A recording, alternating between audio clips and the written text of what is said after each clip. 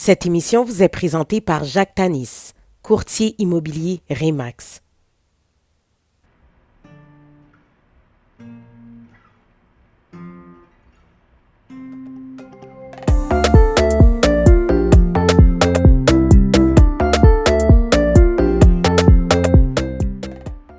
Bonjour tout le monde, bienvenue au Donny Show saison 6.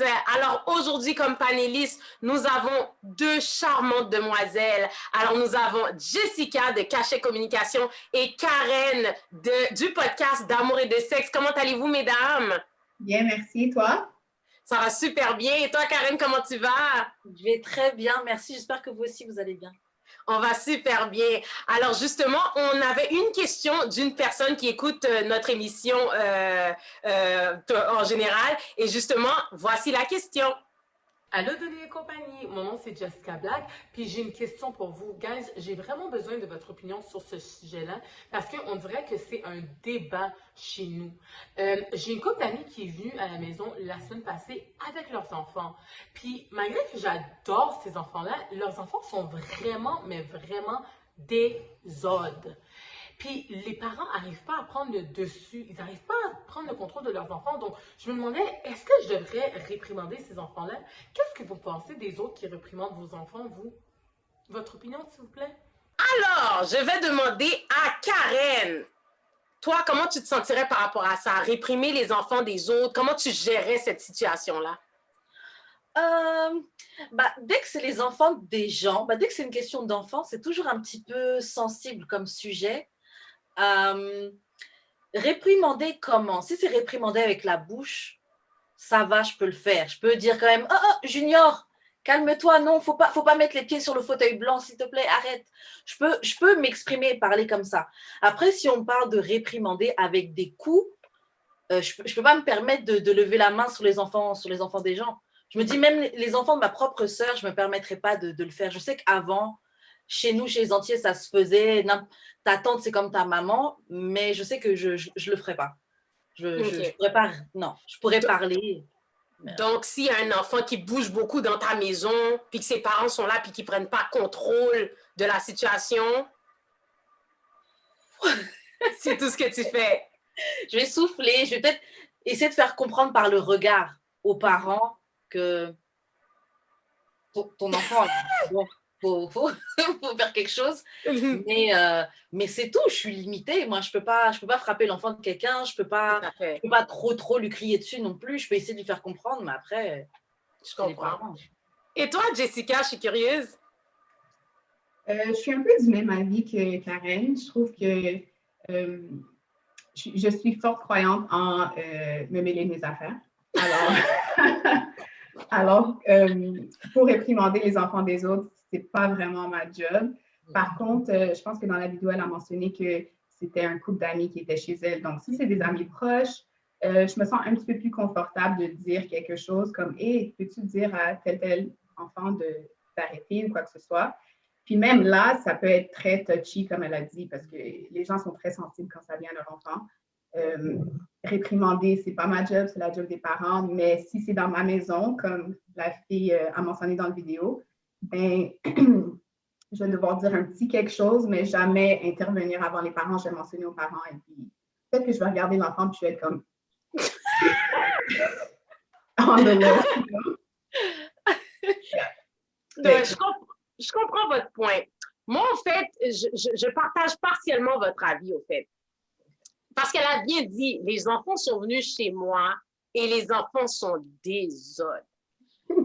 Moi, personnellement, je vais vous avouer, je suis très chat. Puis quand il s'agit de ma maison, tu vois, je peux pas commencer à laisser les enfants peinturer sur les murs, manger, mettre des crumbs de cookies dans le salon, entre les craques de chaises. You know what I mean? So, moi, j'ai tendance, quand c'est les enfants des autres, déjà, si tu viens chez moi, c'est qu'on est assez confortable pour que, justement, tu viennes chez nous avec tes enfants. Because in my house, sometimes I have a rule. Si j'ai envie d'être uniquement avec des adultes, il n'y a pas d'enfants qui sont admis aujourd'hui. C'est un truc d'adulte aujourd'hui. Si les enfants sont les bienvenus, il n'y a pas de problème. Mais je veux que les enfants restent quand même en place parce que c'est vrai que les enfants, quand ils ne sont pas chez eux, they want to touch everything. Tout est inconnu, tu comprends?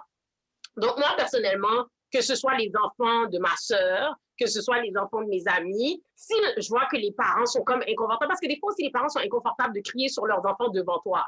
Mais moi, ça ne me dérange pas d'être comme, excuse-moi, Sophia, assis-toi.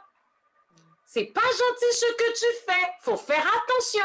Et je pense que si ça dérange les parents, ben à ce moment-là, talk to me about it, dis-moi que ça te dérange. Mais moi, je pense que c'est la meilleure chose à faire parce que les parents, des fois, ils sont comme, et ils savent pas non plus que aussi ça te dérange que les enfants mangent des biscuits sur ton truc. It's your house, it's your rules, tu comprends? And also, dans mon temps, it took a village. Nous, nos voisins pouvaient nous taper, tu comprends? Nos profs pouvaient nous taper. Donc, j'ai comme vécu avec peut-être ce fléau que les gens avaient le droit de nous discipliner. Et pour moi, ça ne nous a pas fait de tort parce que c'est vrai que quand j'étais chez les gens, si des fois je faisais des trucs pas corrects, il fallait que la personne me le dise parce que ma mère, bon, oui, elle me le disait, me regardait avec des gros yeux, mais l'autre personne, si elle sentait que je mettais ses fournitures en danger, ben, elle a le droit de tirer ma main puis dire non, touche pas à ça, c'est fragile, tu comprends? So that's why I take it. Do you agree? I do. Personnellement, je suis d'accord avec ce que tu as dit. Je te rejoins sur ça. Et puis, comme elle dit dans la vidéo, donc oui, c'est un couple d'amis. Et en fait, si ces amis-là, ils n'interviennent pas, ce qui est dommage, c'est que ça peut avoir un effet sur notre relation, sur notre amitié même, parce que je vais peut-être un peu moins t'inviter, parce que bah, tu vas sûrement venir avec tes enfants. À part si je fais une règle comme toi, là, que bon, c'est une soirée entre adultes, donc bon, vos enfants. Mais ça va faire peut-être que oui, je vais moins vous inviter, parce que vos enfants, ils sont là, ils font n'importe quoi, et puis vous les réprimandez pas. Donc, en effet, il faut parler parce que sinon, en effet, ça peut avoir un effet sur l'amitié. Ça peut aller encore plus loin que juste un problème avec l'enfant. Exact. Et toi, Jessica? Je suis d'accord avec ce que tu as dit. Ça ressemble un peu à ce que je disais. Par contre, ça dépend. Il y a des niveaux de désordre aussi. Donc, comme tu disais, colorier sur les murs, ça, c'est un gros non. Là. Mais ça, c'est sûr que je vais intervenir puis je vais être comme, hey, arrête de faire ça immédiatement. Mais si l'enfant fait du bacon par terre ou bien pleure ou quoi que ce soit, ben, tu sais, les parents, do something, sinon I'm gonna look at you guys and be like, hey, il fait le bacon. Oui. En plus, ça me fait penser, une de mes amies m'a appelé récemment, puis elle m'a dit, tu sais, Denis, qu'est-ce que je fais? À chaque fois que je vais chez une de mes amies, mais là, je sors un peu du contexte, mais ça m'a fait penser au sujet, elle me disait, ma fille n'aime pas aller chez ces parents-là, chez ces gens-là qui ont un enfant, parce que ma fille trouve l'enfant méchante. Elle me disait qu'elle trouvait qu'elle n'était pas bien autour de leur petite fille et tout ça. Et là, maintenant, c'était l'anniversaire de sa fille. Et sa fille était comme, je veux pas qu'on invite la petite fille à mon anniversaire. Là, elle ne savait pas quoi faire. Puis moi, j'étais comme, damn, that's a touchy subject. Parce que les mamans, c'est deux grandes amies. Donc, ils sont supposés d'être dans l'anniversaire des enfants. Je suis curieuse de savoir quel conseil que vous auriez à lui donner. Oh my God, c'est vraiment... I'm sorry, guys. Écoute. Je pense que j'aurais dit comme, tell them the kid is sick. L'enfant ne peut pas venir à la fête, puis amène pas l'enfant à la fête. Ou bien... t'aurais dit à ton ami de ne pas emmener son enfant ouais, l'enfant qui ne veut pas y aller. J'aurais dit, invente une excuse. C'est vraiment... Non, c'est le contraire. C'est que la fille qui célèbre son anniversaire ne veut pas que l'enfant de l'ami de ta vienne. Fait que ta fille, là, elle ne veut pas que Suzanne vienne à son anniversaire parce que Suzanne est méchante, puis à chaque fois que tu vas chez elle, tu as un inconfort. Comme ta fille, elle a un inconfort. J'aurais parlé à ma fille, j'aurais dit, il faut faire des concessions, il faut... on n'a pas le choix, il faut inviter, c'est des amis de la famille. Essaie de te concentrer sur tes autres amis pendant la fête, joue avec les autres amis un petit peu plus, et puis, tu sais, ça va être le fun, il va avoir des activités, fais les activités avec les amis que tu es plus confortable avec, parce qu'il y a beaucoup d'enfants dans la fête, donc l'ami que tu ne considères pas vraiment, que tu n'aimes pas vraiment, va trouver d'autres enfants avec qui jouer. Donc, tu sais, on peut faire un petit effort. OK. Karen? Oh, moi, j'avoue, OK, j'ai pensé à ce que tu as dit. C'est une éventualité. Après, moi, je me dis, bon, chérie, à ma fille, hein, chérie, t'as pas envie? On va juste pas l'inviter. Et puis, on va régler ça entre adultes. Genre, mais j'étais sûre que je t'avais dit que c'était son anniversaire. Je sais pas. Je sais qu'un mensonge, c'est pas bon. C'est pas une bonne chose, mais Si la petite, elle est méchante, en plus, c'est le jour de l'anniversaire de ma fille. C'est le jour vraiment, il faut qu'elle soit contente, il faut que tu sois heureuse et tout. Je n'ai pas ramené une petite enfant bon, qui est méchante ou qui va faire un pourrit effort. la vie. Ouais, tant pis, on va sacrifier, hein, tant pis. Ah, bah, j'étais sûre que je t'avais dit, mais j'étais étonnée de ne pas voir ton enfant là-bas, mais c'est pour ça que tu n'étais pas là. Oh, j'ai cru que vous avez eu un empêchement. Je ne sais pas, je vais mentir, hein, je vais être malhonnête. Désolée. Karen, t'es risaise! Oh my God, la ruse! Écoute, je vais pas vous mentir, quand elle m'a dit cette affaire-là, j'ai fait comme, oh my God, what would I do? Mm-hmm. Et guys, le conseil que je lui ai donné, parce qu'elle était inconfortable de le dire à la mère, tu comprends ce que je veux dire? Comme, c'est ta fille, ma fille aime pas ta fille, comme elle est méchante. Mais moi, je pense que c'est cette optique-là que j'aurais pris. J'aurais fait comme, hé, en passant, parce qu'entre amis, si on est vraiment des amis, ça se discute. Puis j'aurais dit à la mère peut-être, hé, en passant, tu sais, je trouve que, tu trouves pas que Sophia et Suzanne s'entendent pas comme, on dirait qu'il y a comme un inconfort, puis j'aurais dit, tu sais, Sophia veut pas inviter Suzanne à son anniversaire parce que, tu sais, elle trouve qu'elle est pas gentille, tout ça, fait que, you know what, je pense que j'aurais été transparente parce que non seulement je voudrais pas, dans ton cas, Jessica, que ma fille tough it out, puis qu'elle soit comme, oh shit, elle est là, et pourrit ma vie. Parce que quand t'es à côté de quelqu'un que tu sens pas, là, the miserable life of it all. Tu comprends? So, je voudrais pas que ma fille ait à vivre ça, ma fille ou mon garçon. Et d'un autre côté, de faire la risaise, tu sais, dans l'éventualité où mon ami me dirait, oh, c'est pas la fête à un tel, là, demain, tu fais quoi? Because we friends. So, à un moment donné, ça va se parler. Donc, je me dis, je vais tout simplement l'aborder pour que maintenant, si elle sache que je viens moins souvent chez elle, c'est parce que ma fille est inconfortable. Puis aussi pour qu'elle parle à sa fille, parce que si elle est méchante avec ma fille, elle est probablement méchante avec plein d'autres enfants. So we need to regulate that thing. De la même façon que si ma fille est méchante, j'aurais voulu qu'un parent me dise comme, oh, tu sais, elle lui fout des coups de pied, elle est pas gentille avec. J'aurais aimé qu'on me le dise. Parce que les enfants, des fois, derrière notre dos, ils sont différents. Hein. Tu comprends ce que je veux dire? Tu sais, souvent, quand les enfants, ma nièce, des fois, tu sais, elle se fait bully. Mais ma soeur, des fois, tu sais, à chaque fois, je suis comme, maman, on m'a raconté telle affaire, tu sais, elle s'est fait bully. Puis ma soeur est comme, moi, mais faudrait que tu écoutes les versions des autres. Elle non plus, des fois, elle n'est pas gentille, tu comprends? Donc, je pense que c'est le fun de comment discuter. En tout cas, écoutez, ça, c'était ma question pour vous. C'était une question Bonnie. Mais on a une autre question de Savani. Donc, je vous la pose. Elle va vous la poser comme si... Salut Denis, je m'appelle Savani et dans le fond, j'ai une question. Il y a une de mes amies, elle est super négative et elle amène toujours un bad vibe dans le groupe d'amis. Bientôt, moi et mes autres amis, on fait un voyage et on se demandait si on devait l'inviter ou risquer notre amitié avec elle et ne pas l'inviter. Donc, qu'est-ce qu'on devrait faire? Alors, vous avez entendu Savani, elle part en voyage et elle veut savoir qu'est-ce que vous auriez fait si votre amie était négative et puis qu'elle allait gâcher le vibe. What would you do, Jessica? Oh.